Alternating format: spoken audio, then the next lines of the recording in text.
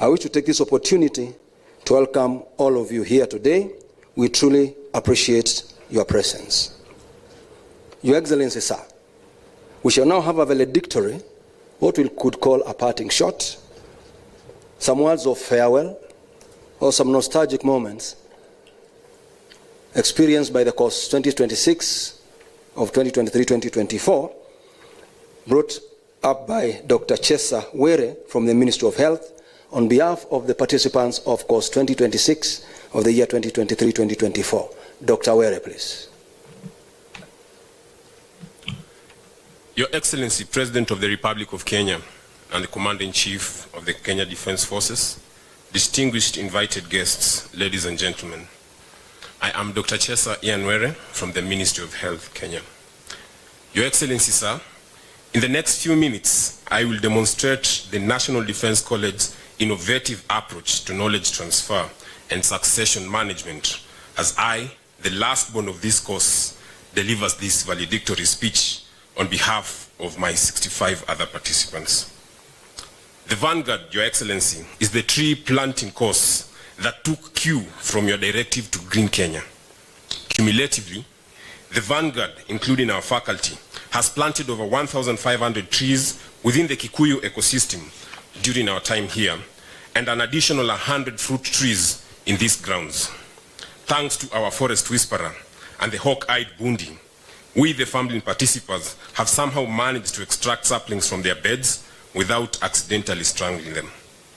Your Excellency, sir, despite my chronological disadvantage, I've gathered a wealth of knowledge from this incredible group. The wisdom of the artillerymen and the art of timekeeping from the infantrymen. The naval officers have taught me their interesting communication style, where you are spoken to by everyone simultaneously, and all you could say is, very good, carry on. The airmen have taught me to dress neat and in gist. The logisticians have me speaking long-range planning, while the armormen, chonjo, always moving forward. The signalers have ensured my radar is appropriately positioned, and the engineer, Siakamu, inspired by Maurice Wilson, and the seemingly disturbed constable addressed Kinganjo instructor, took us through undulant treks from the depths of the Rift Valley to the heights of the Aberdares and across slippery slopes of Namanga Hills, proving that mountains are but molehills, scalable to the peaks. What of the hard-working spirit from the National Youth Service, or the ultra-diligence revenue officers? Your Excellency, my time here is best experienced than described, for I live a student of the best and a living legacy of shared wisdom. Your Excellency, the college's 49-week crucible had moments where the sheer volume of geopolitical strategy threatened to bury us all under an avalanche of acronyms and hypothetical conflicts. But amidst the late-night study sessions, we, a diverse group of Kenya and friendly nations, transformed from individual problem solvers into a collaborative force. We've learned from each other's experiences, challenged each other's assumptions, and together honed the skills needed to navigate the complex labyrinth of statecraft. Your Excellency, the benefits of this program extend far beyond the walls of this esteemed institution. The knowledge we've acquired isn't merely theoretical. It's a potent weapon in our collective arsenal, ready to be deployed in service of a safer, more secure future for Kenya and our allies.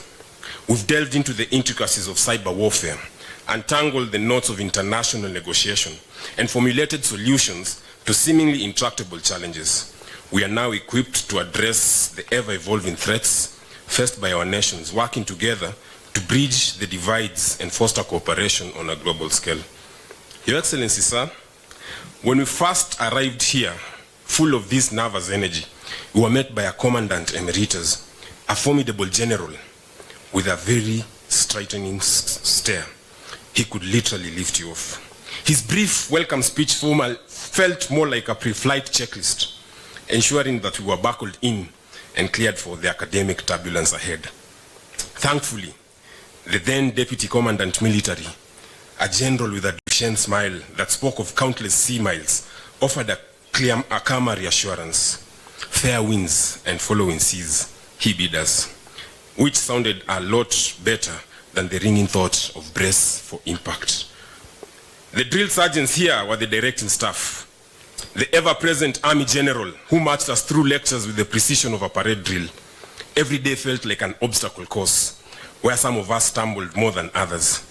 But then there was the Air Force General, an officer with an unwavering calm and the nurturing spirit of a squadron mom, a captivating presence, infectious enthusiasm, and energy that leaps off the page.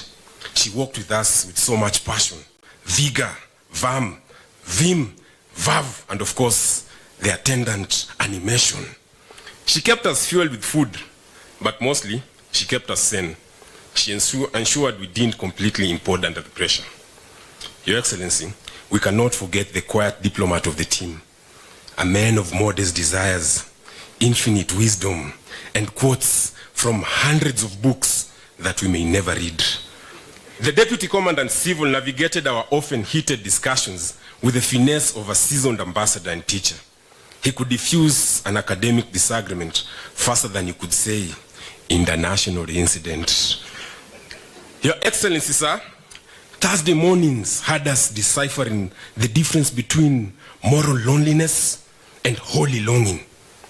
Led by the maverick Father Karanja and his team, we'd embark on a spiritual Salmagandi unlike any other. One week, it was about desire. The next, the existential delights of a good pencil. You never quite knew if you are going to achieve spiritual enlightenment or just lose your mind trying to understand what lasting 1 minute longer or having a third eye meant. But today, as we look beyond the horizon, we know more. Your Excellency, sir, our march out today is being conducted by an armor of a man built for this tank. Under the Commandant's leadership, our academic journey ranged from study tours of 8 countries to a boot camp for our brains. His parting words, while heartfelt, were delivered with the intensity of a pre-battle pep talk. Rehearse in front of the mirror, he advised, but keep your clothes on. Here we are, slightly sleep-deprived, but undeniably ready to tackle the world. We may have arrived as strategy rookies, but thanks to his amazing team, we are living as battle-hardened veterans, prepared to soar, even if it's just to catch up on some very much-needed sleep. Along the way, we had azimuth checks by distinguished academic giants. Professor Mwagiru, he who sits closer to the gods, and at will declared mornings as afternoons, and afternoons as mornings. Professor Mashiwa, who flipped policy and reality concepts into us in a very top-secret voice, citing excellent texts with compelling arguments. While some of us, unfortunately, were in Mongolia. We had Dr. Mumonzau, who, guided by the seers, conspired to inspire us, and in a well-calculated scheme, has seen us beat many university deadlines. We forgive him for this well-disguised treachery. There was Dr. Zedekiah Sida, the most elite street-level bureaucrat in the global south, who single-handedly ensured the phrase, "What governments decide to do or not do," echoes in our heads all year long. Your Excellency, sir, we cannot forget the unsung heroes behind the scenes.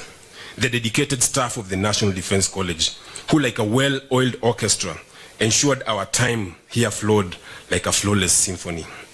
From the moment we arrived, they were the steady hand guiding us through the administrative maze. They navigated our late-night printing emergencies with saintly patience. They were the invisible force that kept the orchestra in tune, the silent strings holding everything together. We may be the ones who've been on stage belting out grand strategies, but without their dedication and support, our music would have faltered, and the performance would have just been a cacophony. So, to the phenomenal staff of the National Defense College, we raise a cup in your honor. Your contribution to our success is immeasurable. Your Excellency, sir, our time at the National Defense has been far more than just textbooks and tactics. It's been a cauldron that has forged a new generation of leaders, vanguards who can navigate the complex dance between national security and global cooperation. Here we have vanquished borders. We've learned to see threats as ripples in the vast geopolitical pond and honed our ability to think strategically across continents. And all this was made easier by a great Navy man. They say the Navy breeds calm seas and steady leadership. And we, the Vanguard, can attest that our course coordinator is the apt description of this. He steered this sometimes cantankerous Vanguard ship with the grace of an experienced sailor, ensuring we never ran aground on the shoals of confusion. May his future voyages be smooth sailing, and may his coffee always be strong. As we depart from these hallowed grounds, may the lessons learned forever resonate within the Vanguard. Let the strategic significance of the National Defense College remain ever present within us, not just for Kenya, but for the betterment of the global community. May the powerful network we've forged serve as a testament to the unifying spirit nurtured here. And perhaps most importantly, may we never lose sight of the transformative power a single informed voice holds when amplified by collaboration. The Vanguard, go forth empowered by knowledge and strengthened by this remarkable fellowship, and shape a future imbued with greater security and peace. And in the event you don't know how the future looks, don't worry. After all, from within the Vanguard, haven't we produced the Chief of the Defense Forces? Haven't we produced the Kenya Air Force Commander? Stay calm, and as the sailors say, see you again. Thank you, sir. I would suggest a better round of applause for Were. Sir, Your Excellency, you can imagine if that is the last born, I don't know what the firstborn would have done. Thank you very much, Were, for that valedictory. Your Excellency, sir.